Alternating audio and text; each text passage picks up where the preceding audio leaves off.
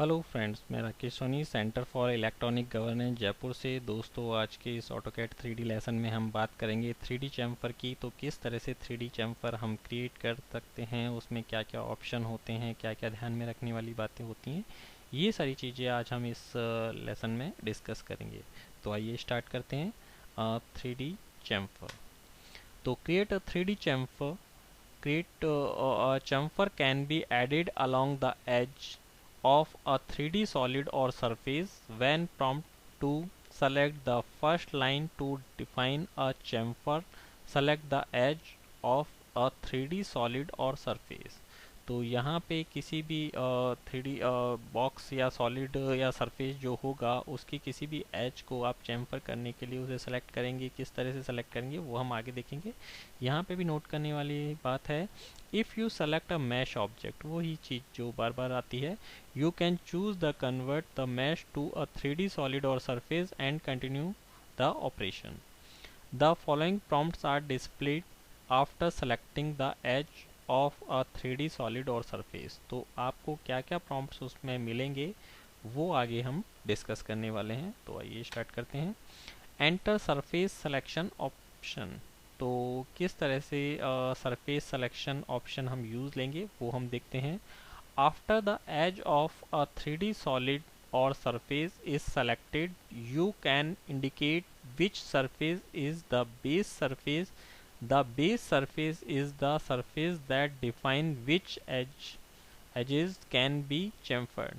तो यहाँ पे ये आपके पास बॉक्स है जो आप ड्राइंग में देख पा रहे हैं।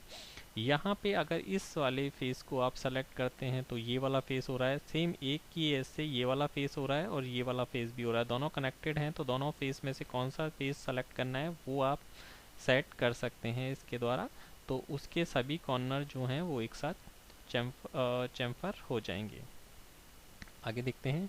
Next, select the surface and set it as the base surface. Okay, current accept the selected surface as the base surface. जैसा मैंने पहले बताया कि आपको कौन सा सरफेस सेलेक्ट करना है, नेक्स्ट या ओके करना है, तो वो चीज़ उसमें डिफाइन हो जाएगी। Once the base surface is selected, you specify the two chamfer distances and the edges of the base surface to chamfer.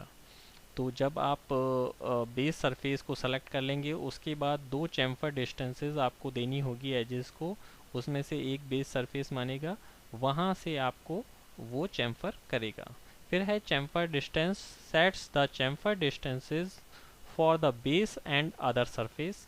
तो base surface and other surface के लिए आप उसका डिस्टेंस सेट करेंगे। Expression, control the chamfer distance with a mathematical expression. तो mathematical values के according उसका expression आप देंगे। आगे देखते हैं। See about controlling geometry with the parameters manager for a list of operators can and function allowed. तो किस तरह से आप देंगे वो देखते हैं। Select the edges of the base surface to chamfer, press enter end selection. तो यहाँ पे भी एज को आप सेलेक्ट करेंगे एंड उसके बाद एंटर प्रेस करना होगा। यहाँ पे भी आता है लूप। तो लूप क्या होता है वो देखते हैं। जैसा कि आप इस ड्राइंग में देख पा रहे हैं, 1 नंबर चैम्फर आपने सेलेक्ट किया है, तो ये चैम्फर इस तरह से इसका रिजल्ट आपको मिल जाएगा। आगे देखते हैं loop. enables sequential tangent as selection mode and allow for the selection of all edges that belong to the base surface। तो बेस सरफेस से जितने भी बिलोंग करने वाली एजेस होंगी वो सारे आपको सेलेक्ट हो जाएंगी लूप के द्वारा। आगे देखते हैं। For example, if the side of a 3D solid box is selected as the base surface, all tangential edges that belong to a side of the box are selected। जैसा आपने यहाँ पे ये एज को सेलेक्ट किया तो सारी जो एजेस हैं वो एक साथ सेलेक्ट हो जाएंगी और रिजल्ट कुछ आपको इस तरह का प्राप्त होगा, यानी सारी एजेस एक साथ चैम्फर हो जाएंगी। Use the edge option to return to selecting individual edges that belong to the base surface, जो भी बेस सरफेस से बिलोंग होंगी वो सारी हो जाएंगी। अ चैम्फर और bevel controls to object with an angled line is 2D in 2D or creates an angled face between the faces of a 3D solid। तो यहाँ पे 2D एंड 3D दोनों पर ही ये अप्लाई होता है। You can create a chamfer और bevel using the chamfer command. तो चैम्फर कमांड के द्वारा आप चैम्फर एंड बेवल दोनों ही कर सकते हैं। तो किस तरह से होगा, These object type can be selected to define a chamfer or bevel। तो इन कुछ निम्नलिखित जो ऑब्जेक्ट्स हैं उन पर आप चैम्फर और बेवल आप अप्लाई कर सकते हैं, जैसे कि 2D पॉइलाइंस जो कि आपने 2D चैम्फर में देखा। इसके अलावा है 3D solid and surface, 3D solid और सरफेस पर ये अप्लाई होगा, जैसा कि यहाँ पे आपको दिखा रखा है।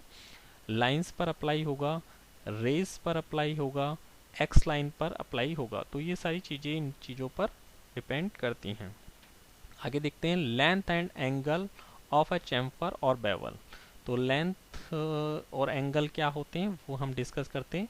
अ चैम्फर और bevel can be defined using 1 और 2 मेथड्स। तो ये एक या दो मेथड आप यूज़ कर सकते हैं। एक है डिस्टेंस और दूसरा है angle. The current method to define a chamfer or bevel is set with a method option, जो कि दोनों आपको मेथड ऑप्शन में मिलते हैं। फर्स्ट है डिस्टेंस।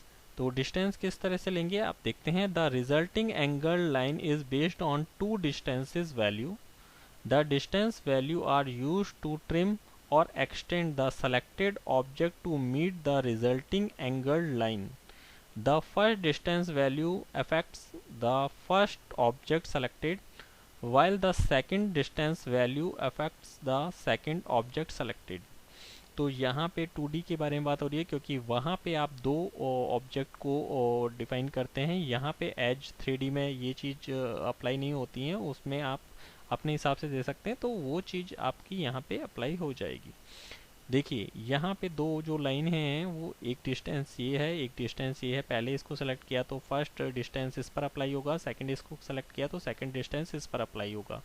अगर आपको उल्टा करना है तो एजेस को चेंज कर दीजिए, सिलेक्शन है उनका चेंज कर दीजिए। फिर है angle. The resulting angle line is based on a distance and an angle value. The distance and angular value are used to trim or extend the selected object to meet the resulting angled line.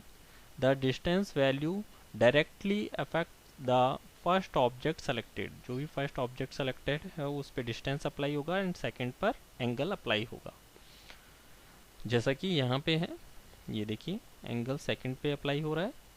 आगे देखते हैं note if the distance and angle value are set to 0, the selected object are trimmed or extended until they intersect and no angled line is created। तो अगर आपने distance और angle की value 0 set की हुई है तो वो आपस में कनेक्ट होके लाइन आपको मिल जाएंगी। इस तरह से ये ऑब्जेक्ट आपका वर्क करेगा। तो दोस्तों आज के इस लेसन में इतना ही, इससे ज़्यादा से ज़्यादा यूज़ कीजिए। Thank you.